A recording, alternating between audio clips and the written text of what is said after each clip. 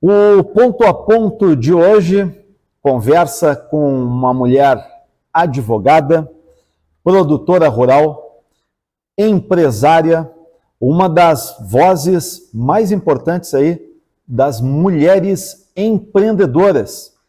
A gente vai ter o prazer de conhecer a trajetória, um pouco da história de Ronise Antônia Damascini. Seja muito bem-vinda, Ronise, ao ponto a ponto aqui na Rede Litoral de Comunicação. Tudo bem? Olá, é uma alegria imensa falar com você, né, Alexandre Pirillo, nesse programa que tem uma tremenda audiência, ponto a ponto, para a gente falar um pouquinho mais do que a gente pensa, os nossos quereres, os nossos valores, e para mim é uma honra muito grande compartilhar o meu saber, as minhas vivências com você. Obrigada de coração por essa oportunidade, e a gente vai aprendendo também falando, né, e conversando com pessoas aí em todo o estado, e essa oportunidade para mim é única, chegar aí em Capão da Canoa, conversar com você, que tem um programa tão querido e tão amado pelo nosso Rio Grande. Além de toda essa abertura, a Ronise também foi até o final ali de 2025, início de 2026, a vice-presidente da Federação na fronteira Noroeste Missões. Mas antes da gente aprofundar esse tema, Ronise, eu queria fazer com que tu te apresentasse para os nossos telespectadores quem é a Ronise.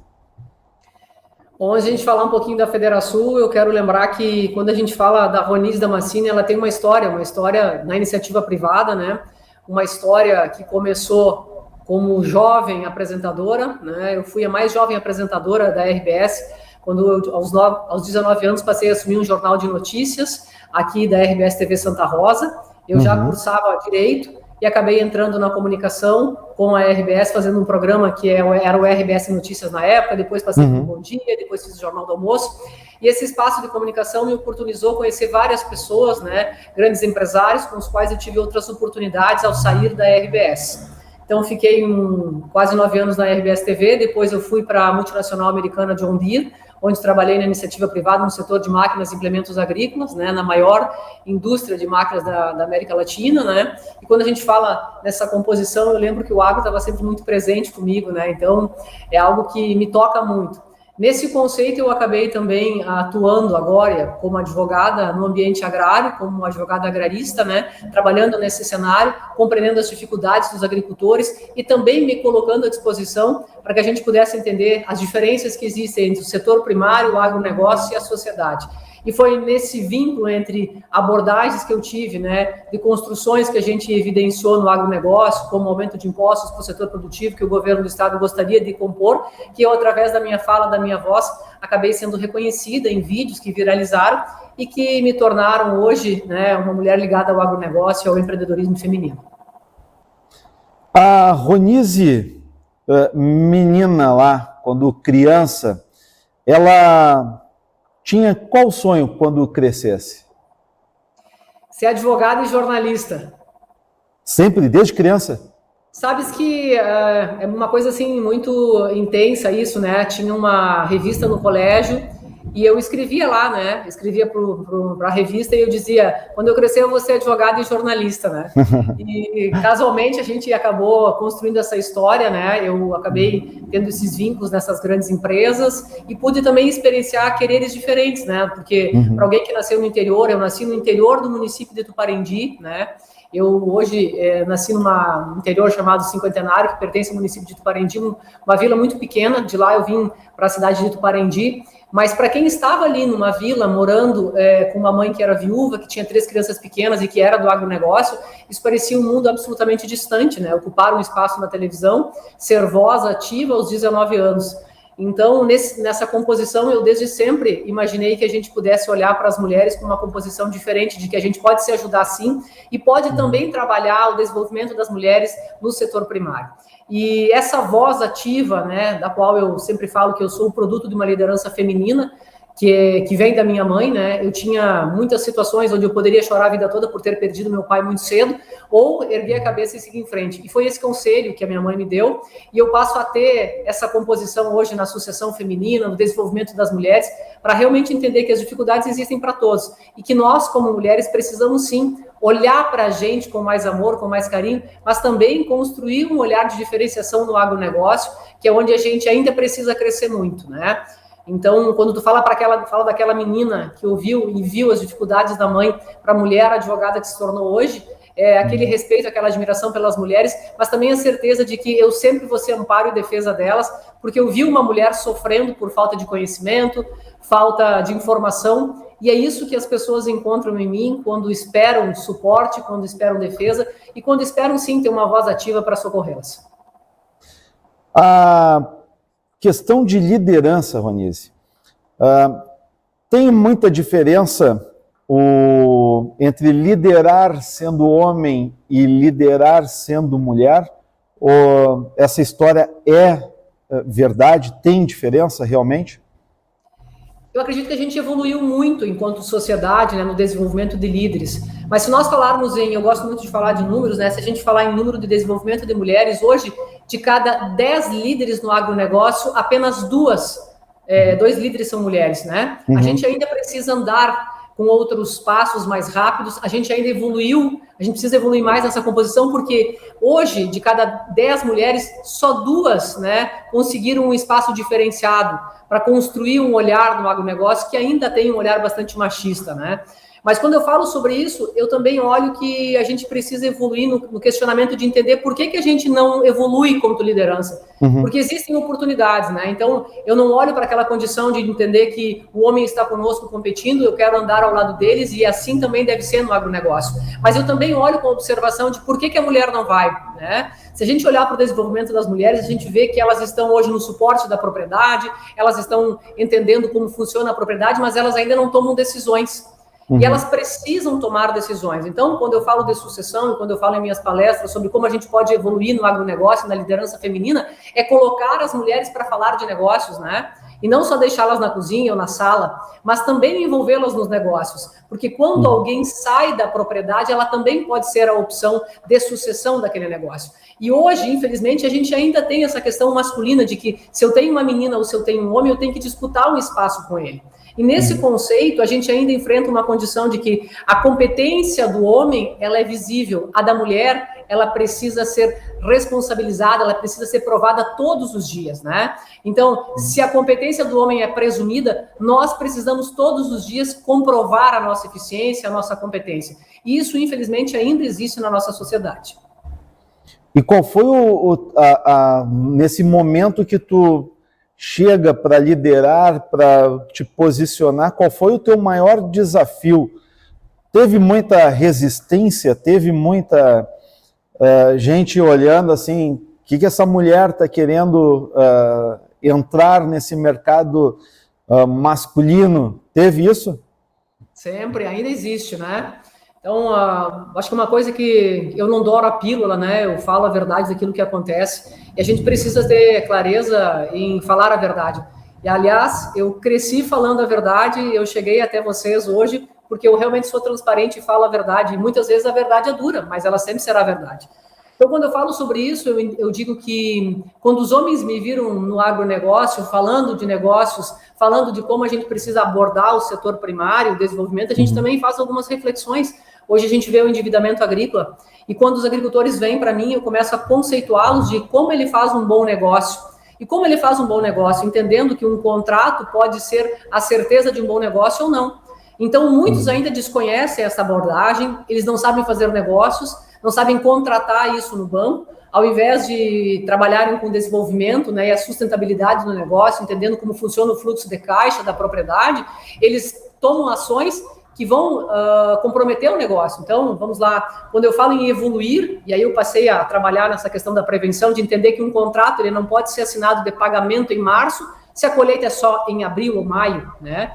Então, quando eles começaram a entender que esta mulher era alguém que estava ensinando eles a fazer negócios, eles começaram a me valorizar, começaram a entender o valor que eu tinha técnico para entender que esta mulher conhecia o negócio tanto quanto eles, porque vinha do agronegócio, conhecia a realidade do produtor, de quem sofria, ouvia diariamente o entendimento de quem tem uma empresa a céu aberto e sabia os gargalos daquelas dificuldades que eles também passavam.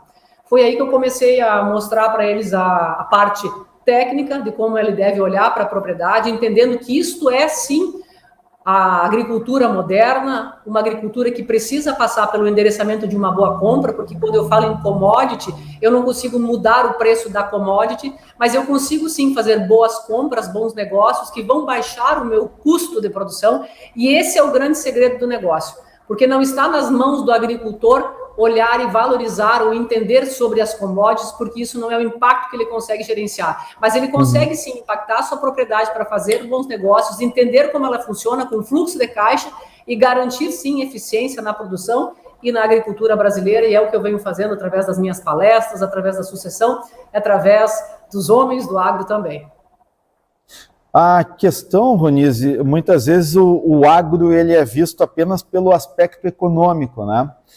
O que a população tem que compreender de uma maneira mais clara sobre o agronegócio, que muitas vezes é difícil de chegar lá no pessoal realmente, no final, no cliente final. O que a população, no geral, tem que entender de forma mais clara sobre o agronegócio? Eu acredito fortemente que um dos princípios básicos da sociedade passa pela evolução e pelo regramento de que o agronegócio é a esperança, o agronegócio é o nosso futuro, e sem o agro a gente não vive, né? E quando eu falo sobre isso, eu tenho uma brincadeira que eu sempre digo e felizmente tem uma fala muito forte do Paulo Hermann, que eu sempre falo é o embaixador do agro, com o qual eu pude aprender na John Deere, que ele falava muito constantemente de que enquanto houverem crianças nascendo com bocas, elas vão precisar comer, vão precisar se alimentar, e sem alimento ninguém vive. Então, o agro é a base de tudo. Nós não conseguimos sobreviver sem comida, sem alimento. E quem produz alimento é o agricultor, é quem está aqui no interior, e ele precisa ser valorizado. Infelizmente, a gente deixou falarem mal do nosso agro sem ter uma representatividade forte para dizer o agro é a nossa maior potência, a nossa maior riqueza, e ela precisa ser valorizada desta forma, né? A agricultura brasileira precisa ser valorizada com esta importância. Então, se nós falarmos aqui na nossa região, e assim como a tua, tem a fortaleza do agronegócio sustentável. E a gente não consegue valorizar isso porque muitas vezes a gente silenciou enquanto empreendedor, acreditando que ficar quieto ou silente pudesse ser a normalidade. E foi com essa condição de olhar diferente para o agro e colocá-lo como protagonismo que eu passei a criar vídeos, passei a fomentar o interior e passei a mostrar a importância do nosso agronegócio. Quando a gente fala nessa luta, a gente lembra de muitos agricultores aí que estão em extrema dificuldade, como você acabou de acompanhar agora, nessa última semana em Brasília, a aprovação do PL 5122, e aí, se você fizer uma referência, uma reflexão, você vai ver que o que esses agricultores estão pedindo é simplesmente trabalho, é poder trabalhar, é poder plantar, que eles não estão conseguindo mais. Então, quando me perguntam aí sobre a escala, né, eu sou escala 7.0, que aqui no interior todo mundo trabalha 7 dias por semana, né? O agricultor que trabalha no leite, o agricultor que está aqui todos os dias, ele não tem um dia de descanso, ele trabalha todos os dias. Correto. Então, é esse agricultor que eu acredito precisa ser reconhecido, valorizado e também entendido pela sociedade como alguém que acredita no futuro e que é, sim, a esperança do nosso Brasil. Como é que a Ronise faz para que essas três principais características tuas, que são advogada, líder empresarial, produtora rural, se complementem? Eu venho de uma família, né, de produtores rurais. Hoje, o meu irmão, ele conduz a propriedade, ele é um engenheiro agrônomo, né? Então, eu trabalho na parte negocial e eu tenho um irmão e uma irmã que trabalham no setor do agronegócio, onde a gente tem gado de corte de leite, também produz grãos aqui na fronteira noroeste. E eu, quando eu falo no desenvolvimento do agro, né, todo mundo na nossa família sabe dirigir, sabe trabalhar com a colheitadeira, com o trator, né? Então, apesar do pessoal me ver aí de terno, né, tendo que acessar os fóruns, os tribunais, eu também sei lidar no agro, né? E essa competência, essa classificação, muitas vezes até não é exigida dos homens, né? mas como eu vim de uma família onde eu tive que aprender desde cedo a trabalhar, o meu irmão sempre me dizia, talvez tu não precise fazer isso, mas eu quero que tu aprenda, né? Sim. Então eu sempre digo que eu tive o melhor professor e a melhor professora, que foram os meus familiares, e isso só agrega ao meu trabalho a condição de saber as dificuldades do produtor rural, saber como a gente deve adaptar essa construção de conhecimento tecnológico, que hoje vem evoluindo com grande dimensão no agronegócio, a fim de reduzir custos, né, e também trazer tecnologia de ponta para as pequenas propriedades, olhando e valorando também a agricultura familiar, com a certeza de que sem ela a gente não vive, e que o agro, sim, ele está condicionado numa única certeza, que tanto o pequeno, o médio e o grande, eles são a nossa agricultura, né? E não deve ter divisões, apenas alinhamentos de como eles podem avançar, crescer e se desenvolver dentro das suas características primárias. A tecnologia mudou muito o agro? Com certeza, eu acredito que a gente precisa evoluir muito ainda no nosso Rio Grande. Eu sei que não é um momento nessa situação, né? Mas eu também queria falar da importância que a gente tem de valoração da nossa área rural. Então, quando eu falo em valorar a nossa área, como é que eu posso produzir mais com o que eu tenho, né? E uma das construções nesse sentido é a irrigação. Hoje, no nosso estado, nós temos apenas 2,5% da área de produção irrigada. E eu estive há poucos dias em Luiz Eduardo Magalhães, onde a gente teve mais de 400 mil hectares de áreas irrigáveis, né? E a gente consegue ver que eles são diferenciados nesse segmento e onde a gente também tem oportunidades de implementar, não só no Rio Grande do Sul, mas em todo o Brasil. Então, a gente pode fomentar o desenvolvimento das nossas regiões, assim como na tua, através de irrigação, através de uma agricultura sustentável, valorizando, né, quem está na terra, e também através de sistemas de gotejamento, quando eu falo da agricultura familiar, para entender e dinamizar aquele segmento. Então, quando eu falo inovação, essa inovação ela não é só para os grandes ou para os médios, também é para o pequeno. O pequeno também pode usar um sistema de gotejamento, né, trabalhar com moranguinho e trabalhar com o gotejamento e avançar também com a implementação de tecnologia, que a gente pode, sim, também fomentar no nosso Rio Grande, com empreendedores que existem hoje aqui e que podem dinamizar também a agricultura familiar. Em que momento, Ronise, tu, como produtora, como advogada, decidiu fazer parte da Federasul, aí da fronteira Noroeste Missões?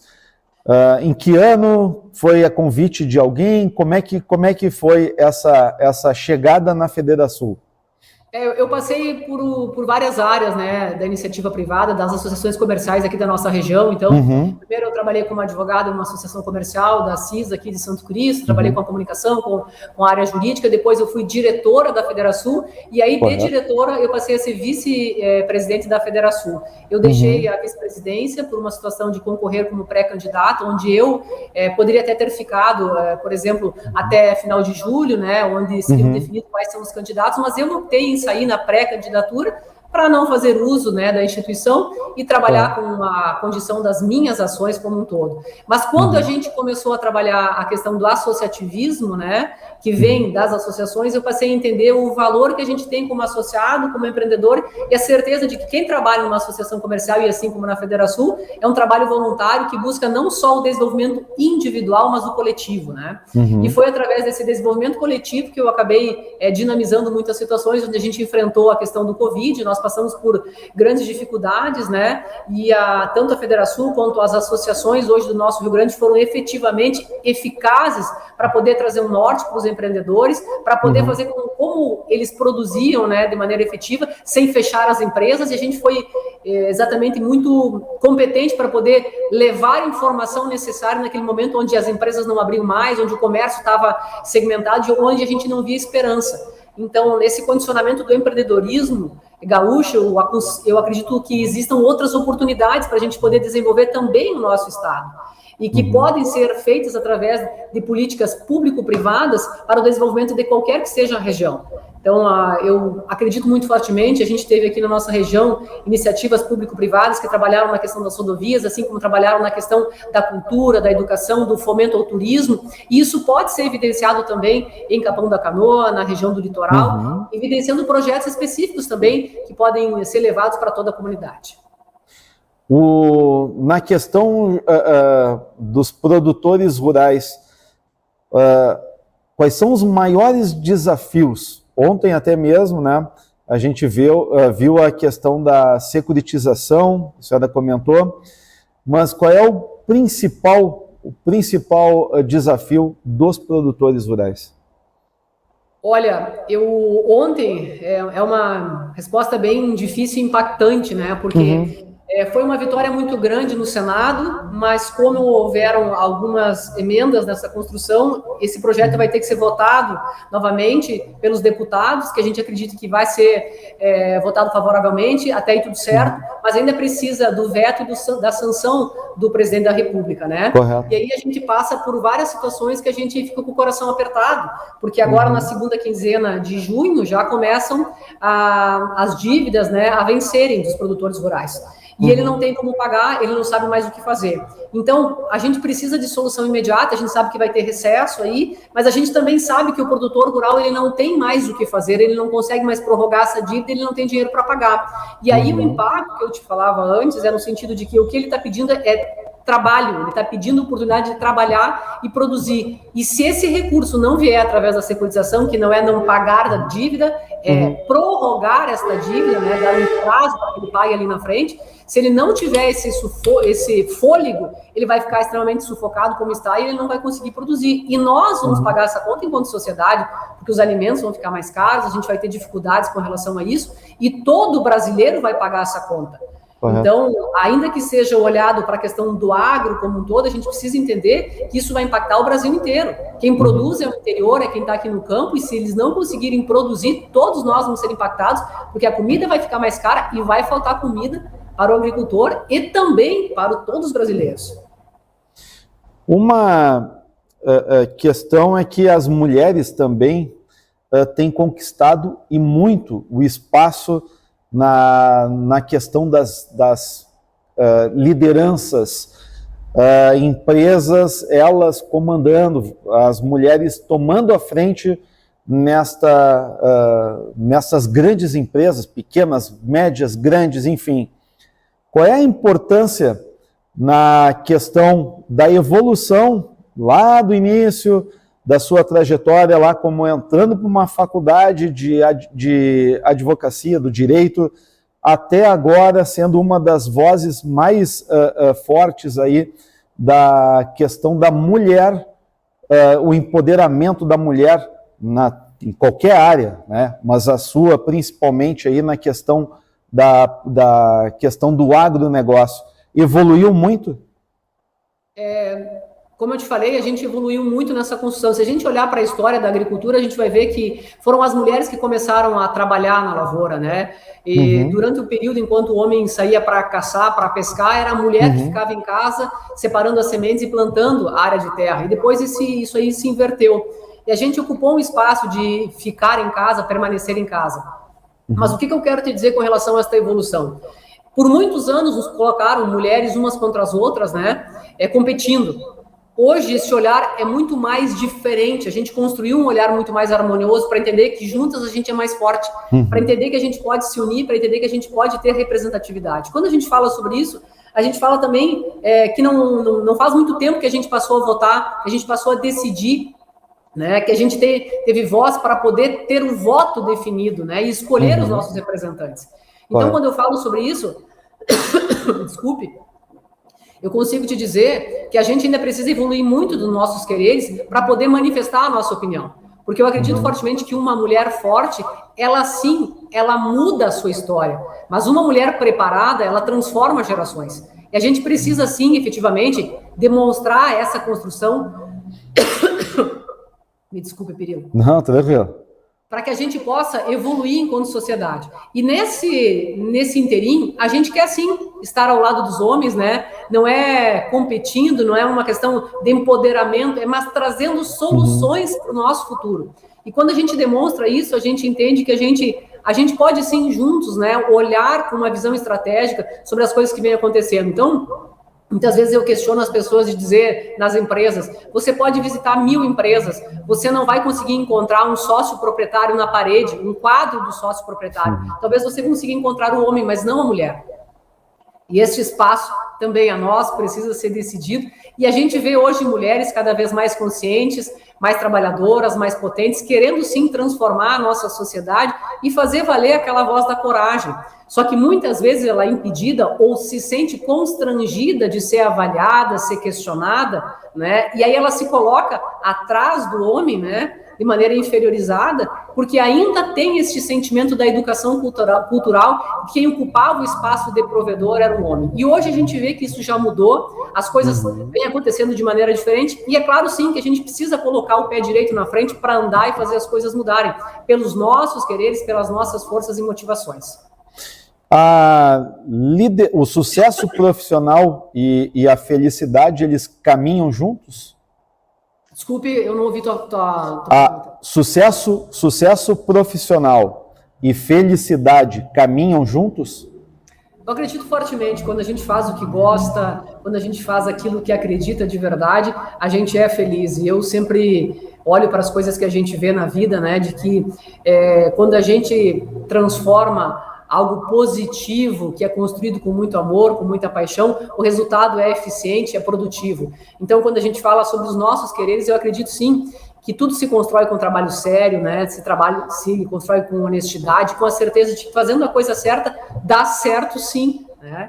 Eu acredito nesse resultado, não acredito em nenhuma vitória, nenhum sucesso, nenhuma conquista rápida, eu acredito em um trabalho sério, honesto, e progressivo, onde a gente acaba subindo degrau a degrau, tendo consistência naquilo que faz e tendo a certeza que é desta forma que a gente vai educando também as próximas gerações, porque um dos grandes desafios que a gente passa hoje é entender que, além do legado que a gente recebe, a gente precisa transferi-lo. E se eu não consigo repercutir aquilo que eu sou, o legado que eu resolvi construir como sociedade, se ele não tiver uma sucessão, ele acaba em mim.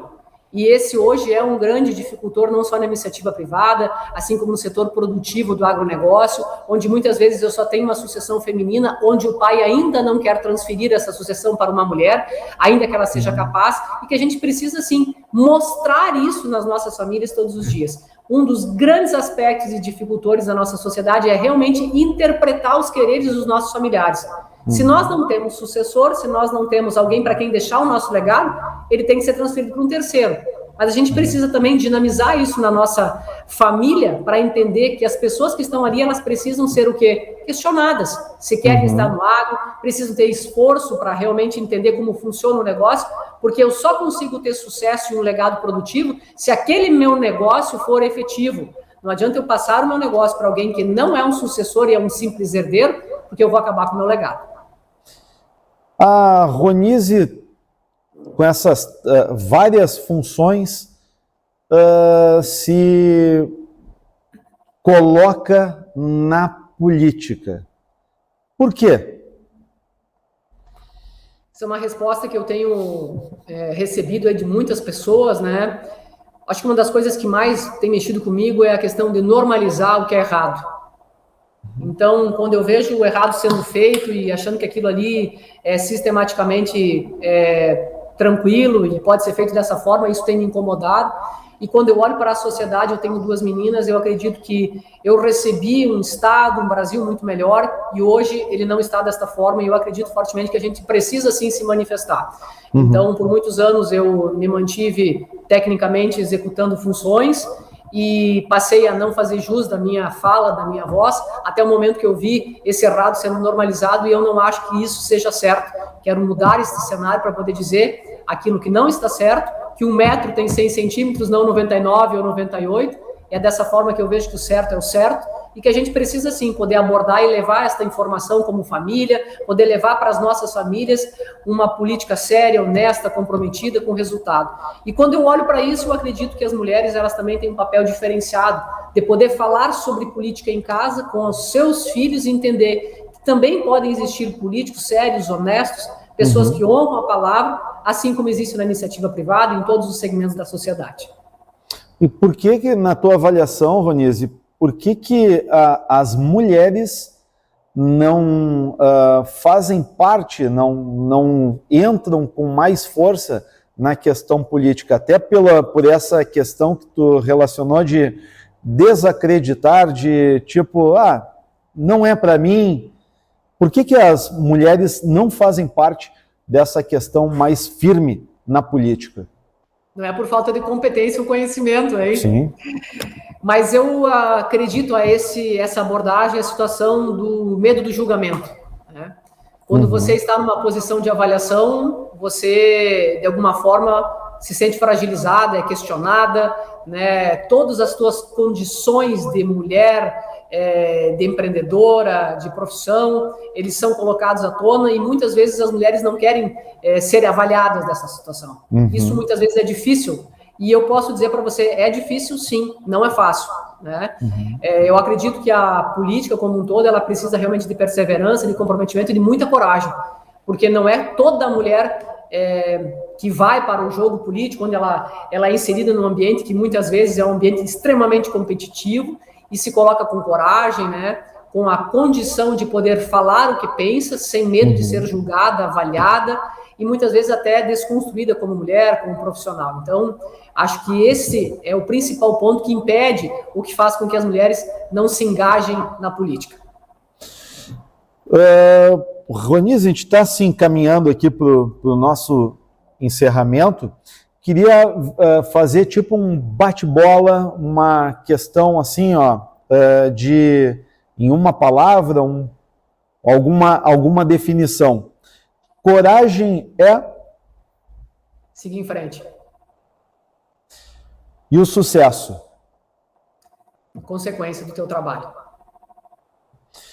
Um valor inegociável para a Ronise? Família. Liderar é? Desenvolver pessoas. E uma mulher que você se inspirou ou se inspira? Na política?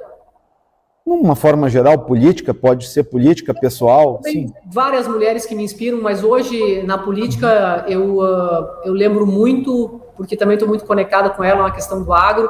Tereza Cristina, para mim, é uma grande inspiração. A senadora Tereza Cristina é uma mulher séria, correta. Eu poderia citar outras mulheres, mas Tereza Cristina, para mim, com a qual eu tive contato através do agronegócio, é uma das grandes referências para mim políticas. É alguém que eu acredito ser o exemplo de como a gente pode liderar, né, com respeito, com educação e trazendo uma nova composição para as mulheres do agro e para o empreendedorismo feminino. Que maravilha! Ronise Antônia Damascini, quero lhe agradecer mais uma vez por estar aqui conversando no programa Ponto a Ponto com os nossos telespectadores para conhecer um pouquinho mais da sua trajetória, da sua história de vida e lhe desejar sucesso, e a gente agradece mais uma vez a sua participação aqui na Rede Litoral de Comunicação. Alexandre, muito obrigada aí pelo teu carinho, pelo teu acolhimento, por essa oportunidade única de falar com vocês aí, e com a certeza de que o interior, ele pode mais. E ele também tem a voz feminina, assim como você no litoral tem essa potência, né, esse comando desse programa tão especial, mas a certeza de que a gente também tem oportunidades e elas precisam ser ocupadas, né? Então, quando a gente olha para isso, eu termino com a certeza de que uma mulher, ela pode sim transformar o seu espaço, e é o que eu proponho hoje, né? Que aí, em Capão da Canoa, no litoral, elas também podem fazer a diferença onde quer que estejam. Mas quando a gente está preparada, a gente não só muda ao redor, a gente transforma gerações. E é isso que eu proponho aí para todos vocês que me ouvem, e especificamente para as mulheres que podem sim fazer diferente e seguir em frente. Muito obrigado. Este foi o Ponto a Ponto de hoje, super especial. A gente vai ficando por aqui, mas na próxima semana tem mais Ponto a Ponto aqui na Rede Litoral de Comunicação. Uma grande noite. Tchau, tchau. Até mais.